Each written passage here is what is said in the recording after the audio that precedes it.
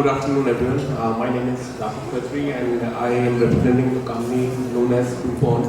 You have a lot of experience in this industry because, as such an industry, as such a company, we have been in existence for more than 200 years. Regarding PV industry, we have been associated with PV industry for more than 50 years now.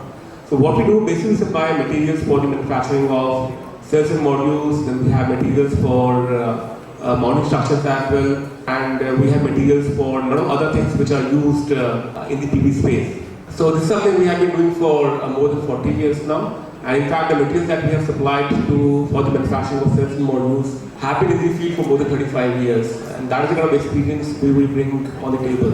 But I think that since this session is more around the performance of PV projects, so besides material supply, what we have actively doing in the past 8 to 9 years is that we are going into the field, analyzing the performance of the modules in the field, trying to kind of understand more about the different effects which are occurring, which can impact the performance of the module, speed, output power or safety. And then it's a global exercise for us. So we have teams across the globe. We have inspected plants which are as new as 1 year old to as old as 35 years old. Visual inspection, infrared, checking the materials as well in terms of what has been used.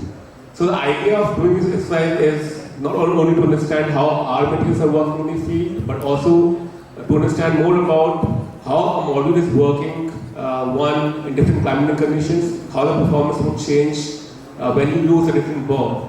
So I think that a lot of people here understand that module is a commodity, and it has a glass on the front side and looks white from the back side, and everything else is same. I think that the perception has to be changed because modules are made with different materials, and if you're not going to use the right set of materials, the modules, even they are made by the same company, they will perform differently. And with regard to the failures as well, I would like to share a few kind of results that we have observed. In fact, we have recently launched or released a report as well of the studies that we have done till 2019, and if you want to see that or discuss about that, we can share a copy with you. But what we have seen is that the module performance is not limited to what is happening in the first few years. I think we all know about period defects, we all know about snail defects. And if you link it with the O&M, I always believe that if you have a bad module, even if you have the best of O&M company, the plant will not survive. Other way around as well, if you have a good plant, but if you have a bad O&M company, still the plant will not be output power. So that is the kind of experience we are bringing from the field itself. And again, to talk about certain aspects that we're looking at. So we all know about PAD installation, something I think we all would have experienced these issues. But one thing which is happening now in India is that the projects which were installed in 2011, 2012 timeframe during the inception of PV in India, those projects have already completed now 7 to 8 years in the field. And here now we're talking about mid-life performance of PV modules.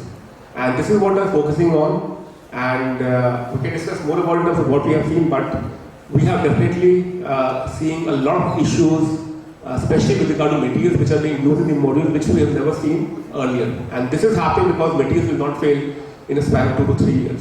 It will take some time, and once the modules are there in the field for 6, 7, 8 years, these issues will start coming, especially if we have used materials which are not field proven, which are of poor quality. Initially you may have taken a decision based on the cost, which is something we all know is happening in India. But the true picture of the module performance comes when they are being exposed to harsh climates for some time, and that is what we are seeing. In fact, in the last I think 2 months we would have seen more than 10 plants with crystal silicon technology. Out of 10, in fact 7 are showing material level issues, and these issues are something which will impact the performance of the modules. These are not kind of cosmetic changes. So I don't have slides to show, but I think that we have to understand, we have to discuss as well in terms of what kind of issues we all are seeing. We since don't own plants, we will be unbiased in terms of what we are seeing. I don't think anybody as a developer or EPC would come out and say that they are seeing issues in their plants. But I think that this is a reality. This is definitely an impact of the cost compromise that we initially do in terms of buying modules at a cheaper cost to kind of fit the initial calculation that we have done on an Excel file. But it's equally important to understand, especially when you have now data from the field, how these models are performing, what are those issues which are happening, and then what now we can at least take. We can't do anything with regard to the model which have already failed. We can just go for the claims, and if you're lucky, you will get the replacement.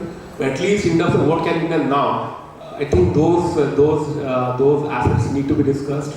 And as a developer, as an EPC, those have to be dialed in terms of maybe better specifications or better standards. My name is Abhijit Pokarkar. I represent Sanchor Technologies. Sanchor Technology is a solar EPC company. It does solar EPC, O&M, and also it has the product business which includes structures and the SCADA controllers and the industrial energy management platform. So talking about the as we are digging into all the complete start to the end, all the cycle of the solar power plant. So the typical challenges which I would like to stress on the rooftop solar plant are like the majority of plants we are putting are on the industrial roof, industrial shades, and the RCC roof of the kind of hotels, resorts, hospitals, those kind of commercial buildings. So one thing we need to look at very closely is that how the stability of the building is, where we are putting the solar power plant. So that is very important. So what our experience has been that majority, almost like 2 roofs out of 10 roofs are likely to fail in a structure stability analysis, and we need to do the strengthening of the roof to make it good for the solar. Good afternoon, everybody. Myself Kiran. I'm from Vari Energies. We have 1.5 gigawatt manufacturing capacity. We have 2 plants. One is at Vapi of 1 gigawatt, and one existing plant previously was 500 megawatt at Surat. We supply modules from 3 watt to maximum 400 watt. As you know that we have developed a new 400 watt module. It's called as a doublet module, which has 144 cell modules. It has been recently launched from our side. As far as EPC is concerned here, I just would like to suggest all the EPC companies to analyze the roof first rather than go for the existing roof. As Mr. Abhijit was telling that to have all the measurements to analyze the roof existence, what's the type of roof, then we'll go for the installation. And also we have to educate the end user that this is the module, this is the inverter, this is the quality.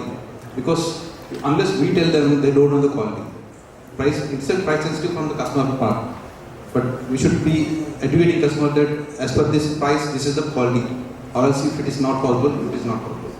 So just to introduce, I'm Shailesh Vaidya from Scorpius Trackers in Pune. We are a technology company based out of India but have a globally no maintenance solution. So trackers generally are thought to have a lot of maintenance because it's a moving part. But last 5 years our plants are zero maintenance, so there's nothing to be cleaned or lubricated in the plants. Now coming to your question, when we started Scorpius, we started doing very small trackers for agricultural pumping and rooftops. But then quickly moved away from that because nobody bought a rooftop tracker that time. In 2013 there were no rooftop plants coming up. So then we moved to the utility space. This year now again we have launched our rooftop tracker. In the utility space, our first utility plant was in Telangana, and now again our rooftop tracker, the first installation will happen in Hyderabad. So Telangana has been pretty good for us. This plant will go on a college RCC roof, 100 kilowatt plant with bifacial modules, and the roof will be painted white so that the gain with bifacials is maximum. Because the metric in the rooftop is to get maximum energy per square meter. So trackers with bifacial will obviously give the best kind of energy output anywhere. Good afternoon, my name is Venkatesh. I represent Avi Solar Energy Bangalore. It's a company established in around 2010. We are mainly into 2 business. One is we have our own IoT based SCADA. We have deployed almost 300 megawatt across India. Apart from that, we are one of the leading independent O&M service provider for solar power projects. Currently, we are operating about 400 megawatt of operation and maintenance across India. But cumulatively, if I take from the 2014 when we started, we have done about more than 2000 megawatt of operation and maintenance. Now, looking at as an O&M operator, we do have quite a number of challenges. If I take rooftop as a one segment, the main problem what we face are the problem which generally get not noticed at the time of EPC or not yet so important is the safety issues, because these days safety is the paramount. Any accident is a fatal to both the developer and the end user, especially, and also the water module cleaning system. See, in a rooftop, if that is not properly done, the person who is operating there at the top has innumerable problems leading to safety accidents. So this is one of the challenges we face while doing the operation and maintenance, because we as a third party operation and maintenance provider, we come at a later date once the project is done and designed. These are the few points we face as a challenge day to day while doing operation and maintenance. Maybe you could also speak about the kind of are you using any special SCADA systems or monitoring systems, or you have in-house development systems? We have our own in-house IoT based SCADA. We call it as Eagle Sun by the trademark. Okay, so this is once the differentiator here is it's a wireless system. So look at the 100 megawatt power plant, 50 megawatt power plant. Amount of cabling which we need to do across the plant and the maintenance, it's a big issue. So we use a RF technology. So we do a wireless SCADA so that one, cabling is avoided, the capital cost comes down. Two, your maintenance issues comes down.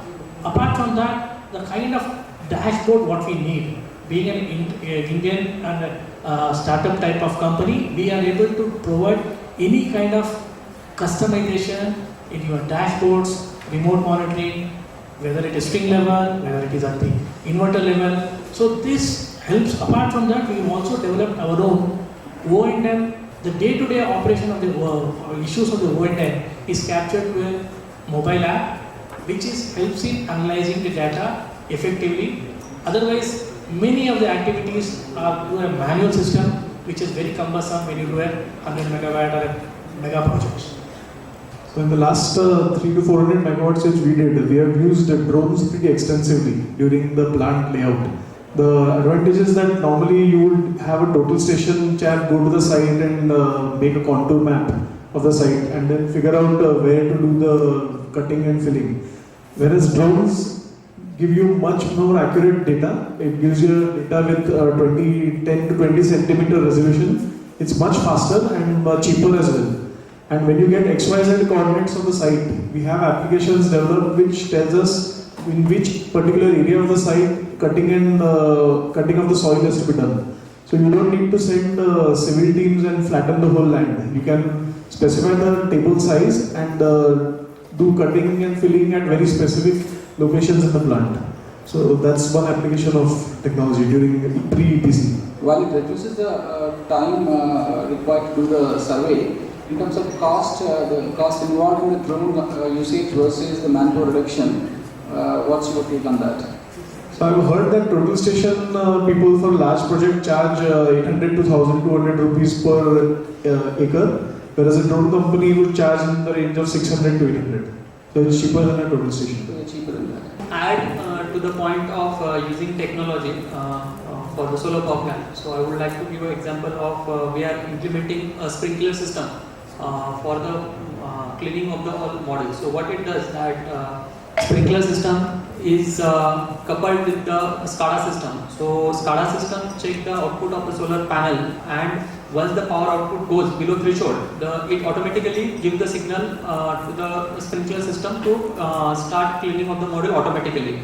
So basically there is the manual intervention of the cleaning of module. It is removed and the system is self-sufficient, self-diagnostic kind of nature. So, and we set the time that the cleaning of the module will happen depend on the customer preference, maybe in the early morning hours or the late evening hours.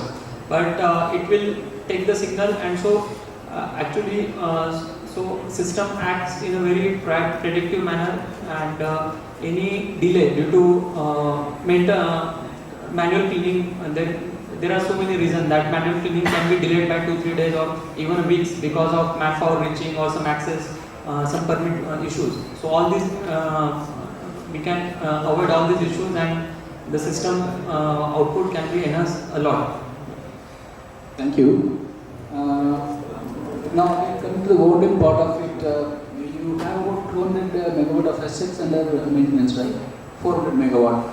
So What's your experience on the average bone cost? If you give broad numbers, not a specific one, but broad numbers, range, what's it working out like? Anyway, the cost is dropping every day, so what I say today may not be relevant tomorrow. Irrespective of that, the rooftop is around 4 lakh rupees per megawatt is what is prevailing in the market. If you really want a safe activity, okay, ultimately it comes down to safety, because these days statutory compliance, enforcing the statutory compliance is very important.